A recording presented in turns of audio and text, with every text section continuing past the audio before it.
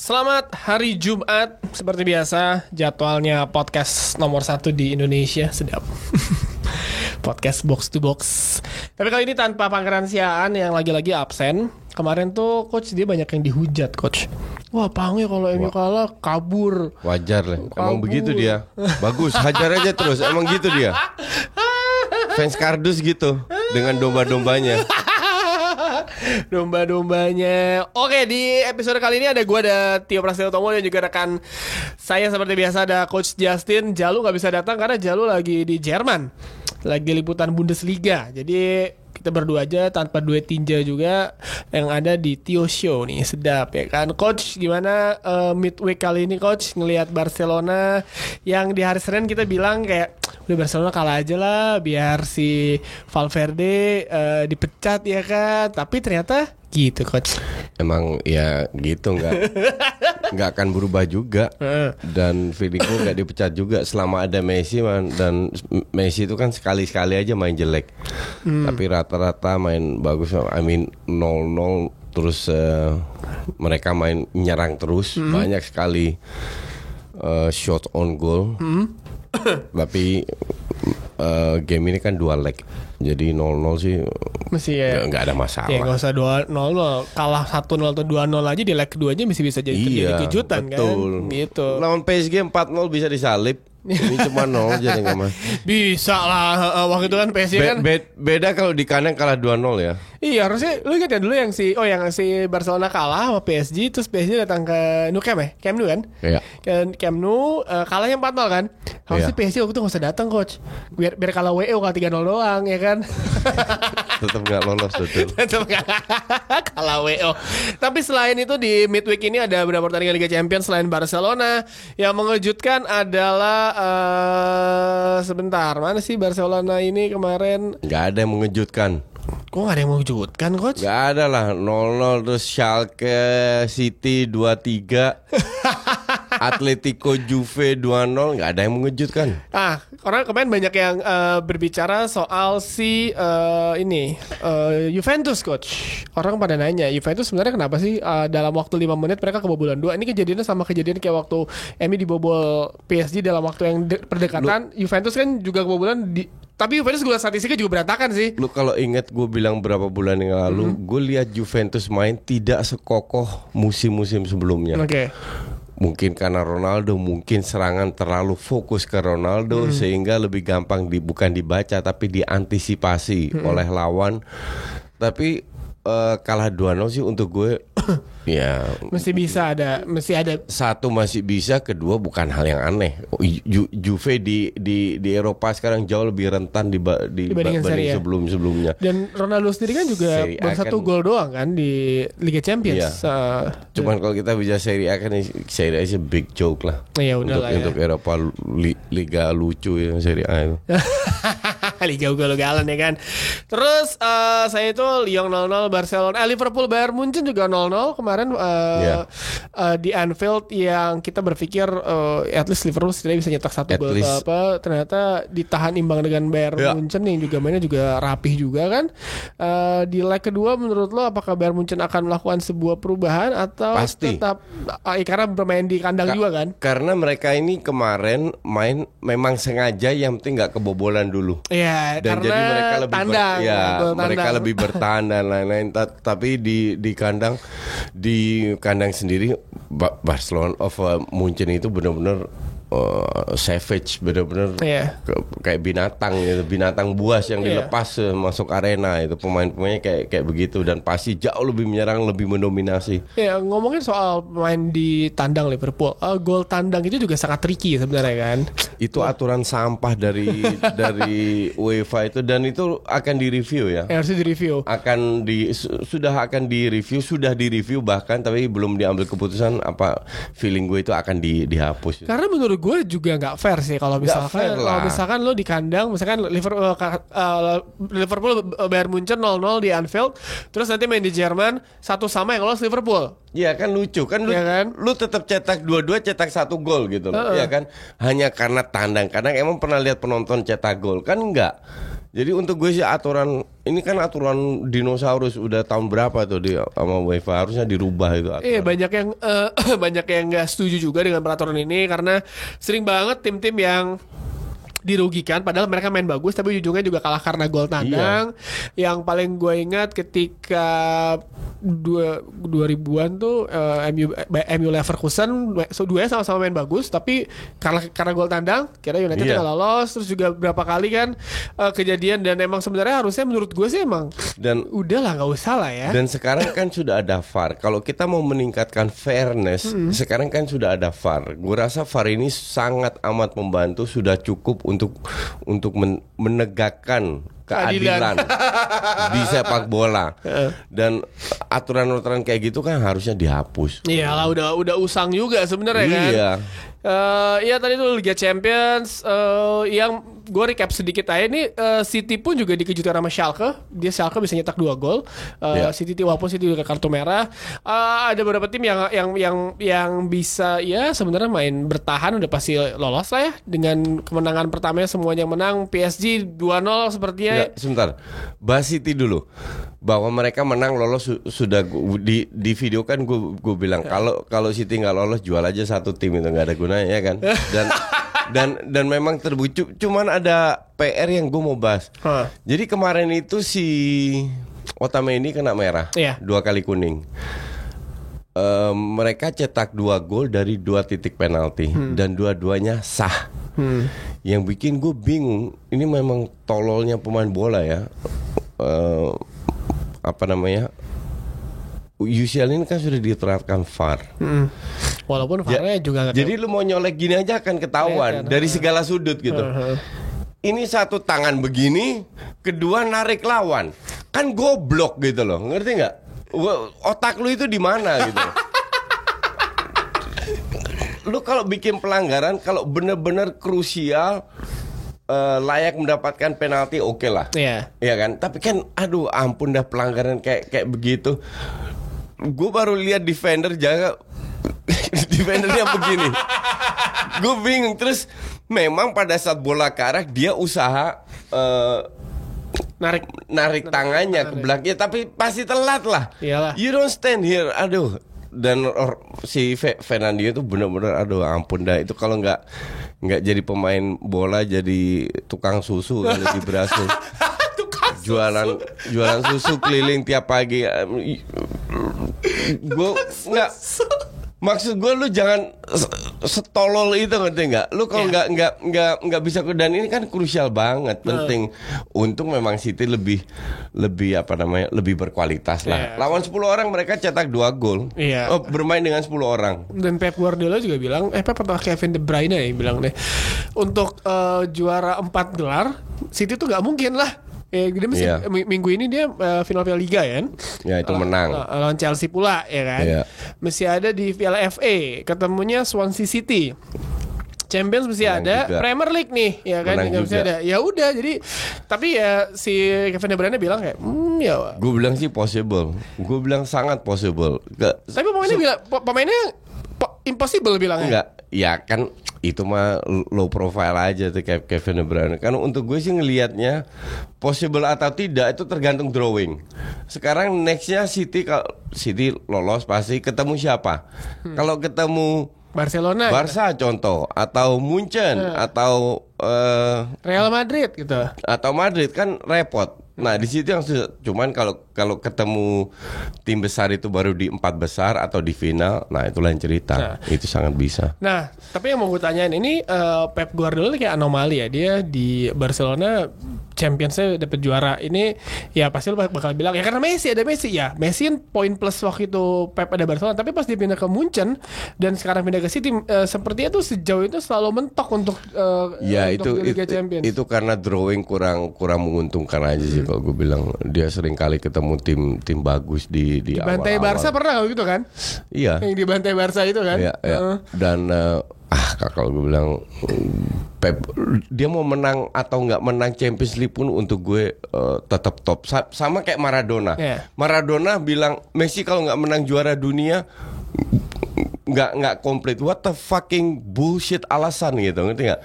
Sekarang berapa gol yang sudah dicetak Maradona dibanding Messi?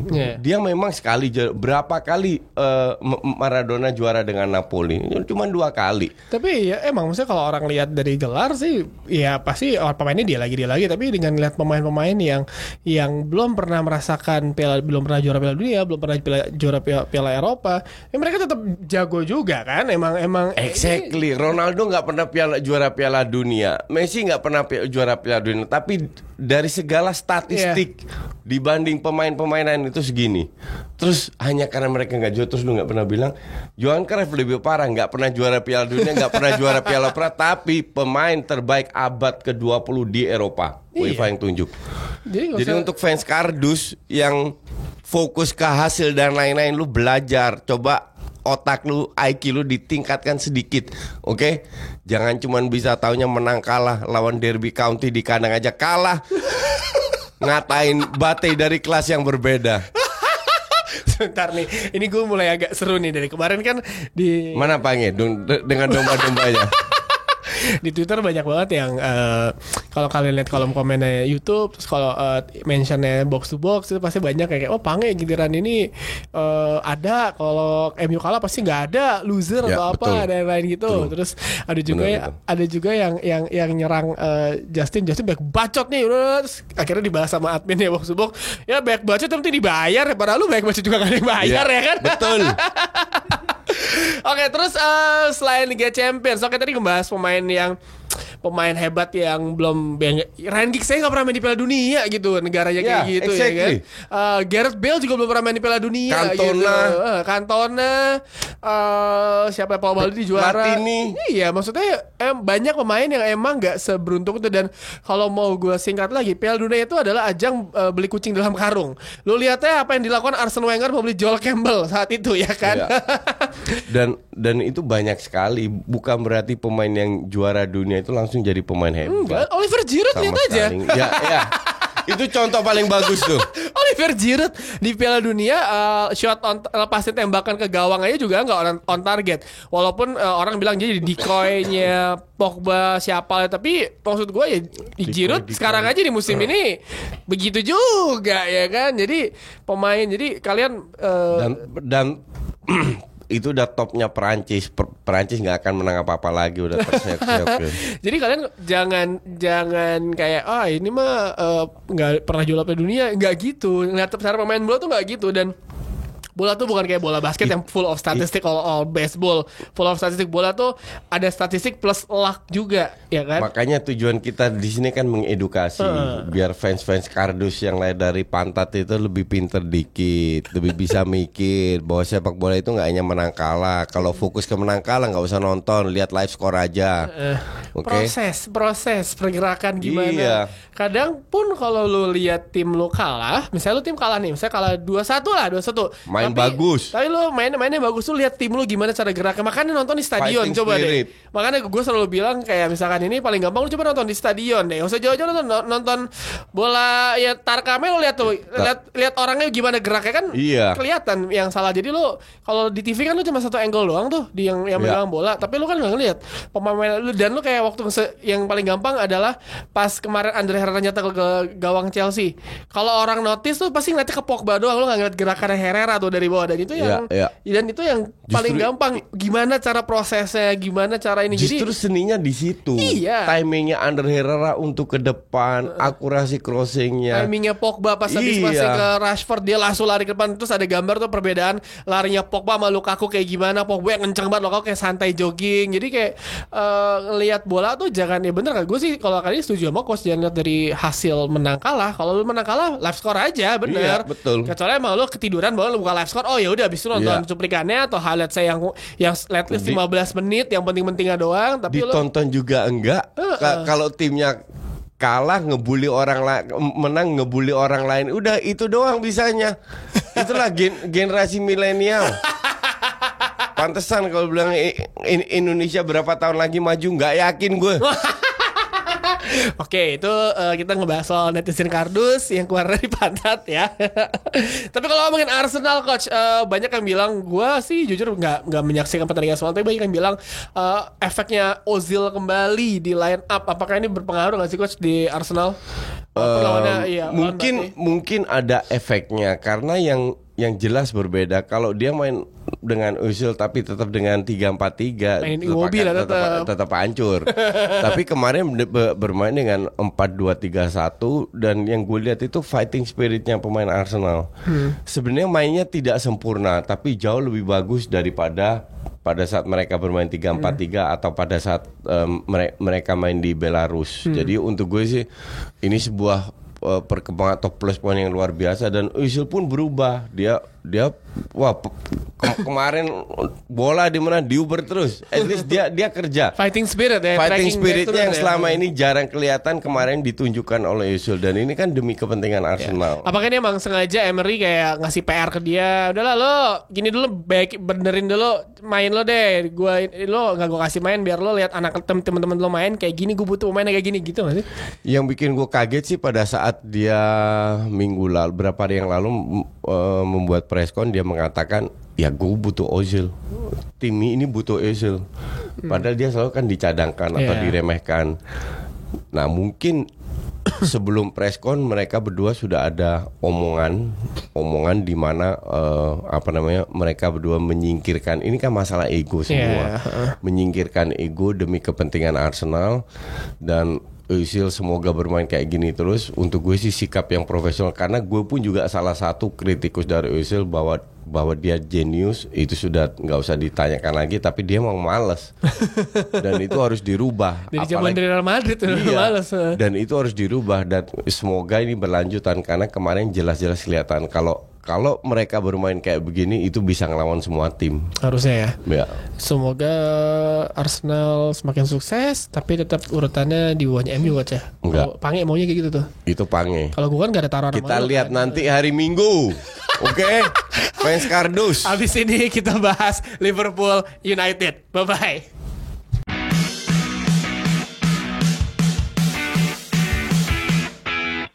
Seperti janji kita, sedap nih ya kan, di segmen kedua ini Justin lagi siap-siap baca Opta nih ya kan, United versus Opta gratis. Yo iya emang dari kita. Lu siaran minggu ini sama Mas Joy kan? Sama Sabtu ya, hari Sabtu. Minggu lalu gue sama Joy. Hari Sabtu La Liga berarti coach ya? Ya, Sevilla Barcelona. Oh iya, gue hari Minggu dapet tuh Bolonya Juventus. Iya, big match ya buat lu. Ya lumayan, alhamdulillah dapet Juventus ya, bukan Frosinone atau si Spal. Ya nggak apa-apa sih sebenarnya, tapi maksud gue ya tolonglah, capek juga nyari datanya ya. Liga Italia tuh datanya tuh susah loh. Misalnya nyari berita soal Spal tuh nggak segampang lo nyari berita Burnley, Watford tuh banyak. Berita Spal lu googling aja. Sekali-sekali share Juve oke lah. Ya alhamdulillah Pak Juve ya. Yang alhamdulillah ya. Yuda ini ngapain sih dah petok nih dah. Di belakang layar kita ada art director kita ada Yuda nih. Jadi kalau kalian yang sering lihat postingan di Instagram yang kemarin ada Diego Simeone lihat yang dia joget-joget John Mayer, nah Yuda yang bikin ya.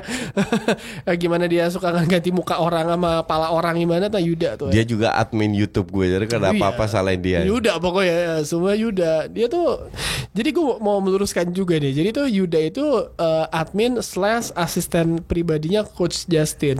Buat followers kalian, followers Coach Justin yang sering banget cari muka sama Coach Justin, sok-sok muji, sok-sok kasih apa masukan, ya kan, coba yang penting dibalas sama Coach Justin. Kalian tuh semua 3 langkah di bawahnya Yuda. Yuda tuh udah kayak anaknya Coach Justin. Kalau lu bilang, lu kan berkali-kali bilang follower gue suka ngejilat. Itu gue terima. Oke. Lu coba sekali-sekali lihat Twitternya Pange. Wah, lebih parah lagi tuh. Pange itu gak pernah bales. Dia nge-tweet suatu terutama kalau ngebahas gue. Iya, ngebahas gue. Buset. Ini bukan ngejilat lagi nih. Gue rasa kalau dibalas Pange dengan maki-maki aja, mereka masih happy itu. Tapi wah parah itu mah penjilatnya doma-domanya Pange itu mah parah. Setuju kan lo? Iya, gue sih kalau ngeliatnya gitu. Karena Pange kan emang dari dulu gue kenal Pange dari zaman dulu banget. Itu kan emang dia keep it cool aja kan. Lo sok cool dia mah. Gue gak pernah ngeliat dia nge-tweet yang aneh-aneh itu. Kalau gue Iya. masih suka tai aja nge-tweet Nggak, kan. dia nggak, dan dia tuh nggak bales. Iya. Kalau gue masih balas, ngerti nggak? Dia- entah itu bagus, positif atau suai-suainya goblok, iya kan? Iya. Sama Pangi dicuekin semua. Pange tuh balas, ada beberapa yang dibalas atau nggak Jarang. mungkin di retweet doang sama Iya. Pange di retweet Itu doang. ya. Itu pun kalau menurut dia penting. Lu lihat dah, apalagi kalau Pange ngatain gue kasarnya begitulah atau bola apa, buset, yang ngejilat ratusan. Dan itu bener-bener Oh sama ini yang dari pagi ada yang apa sih marah-marah yang marahin Pange tuh ya. Nih kita cek coach Twitter coach nah bentar. Pokoknya tadi pagi tuh ada yang marah-marahin Pange ya kan soal podcast. Terus dia balasnya tuh priceless banget menurut gua. Nih, oke ini nih dia bilang kayak kan Pange nge-tweet nih, kami di kandang menang loh dan lolos Bate Borisov River ke lo ya kan. Ya. Terus ada salah satu Twitter Syafiq Jufri bilang Anda kalah 6 hari tidak nge-tweet ya kan. Terus Ya. Pange balasnya, gue gak bilang ini salah nih benar, maksudnya serah mereka juga. Loh mau podcast gue bubarin juga terserah gue, lo siapa ngatur-ngatur ya kan. Tapi emang benar gini nih podcast ini kan punya gue pakai sama Justin ya kan. Kalau misalkan besok Justin aku gak mau siaran udah stop aja berhenti ini podcast, suka kita. dong. Iya. Jadi kalian jangan marah-marah ke kita dong. Lu pikir kita gak punya pekerjaan Iya, apa? bener. Udah gratisan. Iya. Jadi tolong kalau misalkan Bang, kapan podcastnya keluar? Mohon maaf nih, ntar dulu kan gue juga punya kerjaan. Gue pengen pergi dulu kemana gitu kan. Walaupun emang kita ada Nggak, emang jawaban Pangi ini gue setuju. Iya, semua itu bener. harus digituin. jadi ya gue minta Cuman bedanya Pangi nggak ngeblok, gue blok. Gue maki-maki. Kemarin dong, gue maki-maki dulu kan Arsenal menang. Gue maki-maki berapa fans kardusnya MU, habis itu gue blok. Iya. Oke, kalau gitu dari Pangeran Sian, karena Pangeran Sian tidak ada, kita ngebahas timnya. Manchester United tim saya juga melawan Liverpool di pertandingan besok. Wih gila, bosku. Oke, sebelum ini gue meneruskan kenapa kadang YouTube suka telat. Ya YouTube nggak mungkin gue naikin hari yang sama, biar kalian nonton dengerin di Spotify dulu lah, baru dengerin YouTube ya kan. Baru nonton di YouTube ya lumayan juga coach ya. Ya. Oke, Liverpool bertandang ke Old Trafford dari pertandingan Liverpool lawan Munchen. Match pertama berapa sih? Kalah. Ya gue juga tahu kalah dia obok-obok mau dipecat. 3-1 berapa kan? skornya? 3-1 kan ya? 3-1, Oke. Yang Jesse Lingard nyetak gol babak kedua, ya abis itu besokannya boleh dipecat. Iya. Terus. Bermain di Old Trafford. Gue ingat banget si Liverpool tuh kalau main di Old Trafford kadang-kadang suka petakilan. Steven Gerrard nyium kamera lah menang 3-0. Nemanja Vidic kartu merah lah dibagi-bagi sama Fernando Torres ya kan. Tapi Liverpool yang sekarang Virgil van Dijk udah kembali. Liverpool sekarang bukan Liverpool yang kita bisa kayak bilang 2 bulan 3 bulan yang lalu. Dalam arti kita sempat bahas kan. Liverpool di beberapa pertandingan terakhir tuh grafiknya tuh ya udah stagnan gitu aja. Menang, tapi menangnya tipis 1-0 kalau nggak penalti atau apa. Apakah nanti Jurgen Klopp bakal melakukan hal yang serupa seperti yang dia lakukan? Ya udah. Apa yang harus dilakukan? Lu harus sadar bahwa pelatih itu bukan tukang sulap. Pelatih tidak bisa merubah pemain. Pasti. Yang bisa pelatih lakukan adalah memantau pada saat latihan, pada saat pertandingan, apakah pemain ini lagi on form atau tidak. Apakah strategi yang diterapkan itu berjalan atau tidak. Kalau seandainya kurang optimal, kesalahan-kesalahannya di mana. Hanya itu yang bisa dilakukan pelatih. Jadi kalau seandainya dia bermain kembali lagi dengan tanpa playmaker, dengan Wijnaldum, dengan tiba-tiba mereka bermain buruk, ya bukan salah pelatih lah, dan bukan salah strateginya juga, karena berkali-kali sudah terbukti lebih bagus. Hanya memang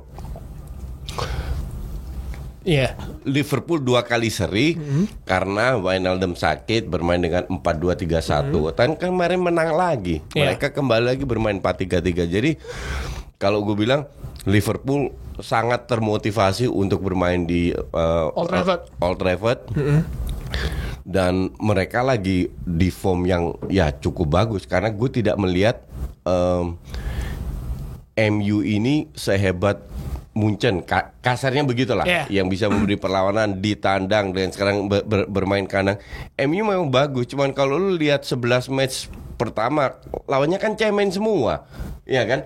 Jadi Spurs, Arsenal, Chelsea terakhir ya kan, PSG kalah, Burnley. Enggak, itu itu lu cuma sebut 3. Nah sisa 8 tim yang enggak sebutkan cemen. Tadi barusan bilang cemen semua. Iya, ini gue emang. tambahin Spurs tuh nggak cemen, Arsenal nggak cemen, Chelsea nggak cemen, sama PSG. Iya, terus 8 tim lainnya lu nggak berani sebut karena itu yang gue maksud cemen, karena 8 match pertama yang dia ketemu adalah tim-tim jelek sehingga percaya dirinya meningkat. Emang kayak gitu, perlu. Dan itu beruntung. Betul, itu perlu.